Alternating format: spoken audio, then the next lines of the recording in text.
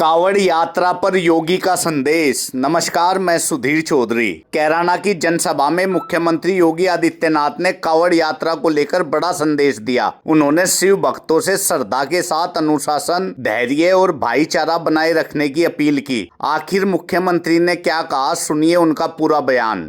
आज कावड़ यात्रा को कोई रोकता नहीं। आज तो शानदार कावड़ यात्रा चल रही है। सुरक्षा सरकार उसके साथ खड़ी है, प्रशासन उनकी सेवा में खड़ी है, उद्यमी, व्यापारी और स्वयंसेवी संगठन उनकी सेवा के लिए खड़े रहते हैं। और मैं आज के इस अवसर पर जब कावड़ यात्रा प्रारंभ होने वाली है, मैं सभी कावड़ संघों से विनम्र और अपील करूंगा। बहनों और भाइयों, मैं उनसे अपील करूंगा, याद रखना, हम सब श्री राम के वंशज हैं, श्री कृष्ण के अनुयायी हैं और भोले शंकर के भक्त हैं। हम सब इस बात को ध्यान रखेंगे, राम की मर्यादा, कृष्ण की लीला और शंकर की समरसता और जीवंतता हमेशा हमें आगे बढ़ने के लिए प्रेरित करती है। जीवन में अनुशासन और धैर्य, ये हमारी सबसे बड़ी पूंजी होनी चाहिए। छोटी छोटी बातों को लेकर के कहीं हुड़दंगई नहीं होनी चाहिए।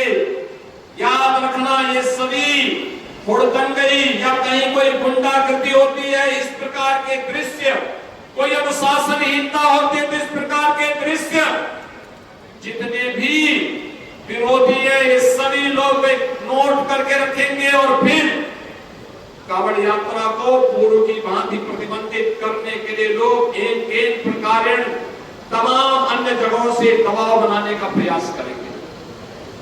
लेकिन मैं कहूंगा, सरकार उनकी सुरक्षा के लिए, उनकी सुविधा के लिए और उनकी भक्ति को साकार करने के लिए हर प्रकार का सहयोग कर रही है। यही तो डबल इंजन सरकार है जो आस्था का सम्मान कर रही है, पुष्प वर्षा करती है। मैं स्वयं कावड़ यात्रा के दौरान आता हूं पुष्प वर्षा करने के लिए। लेकिन बहनों और भाइयों, हम लोगों को उस मर्यादा को समझना होगा जो इस यात्रा की, कावड़ यात्रा की गरिमा को बढ़ाएगा।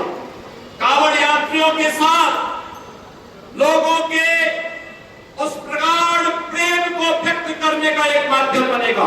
इसलिए अगर कोई गलत व्यक्ति हमारे बीच में आकर के उपद्रव करने का प्रयास करता है, उड़दंगई करने का प्रयास करता है, पहले ही ऐसे व्यक्ति को कान पकड़ करके बाहर कर देने की आवश्यकता है और कह देने की आवश्यकता है कि अनुशासनहीनता हम नहीं स्वीकार करेंगे।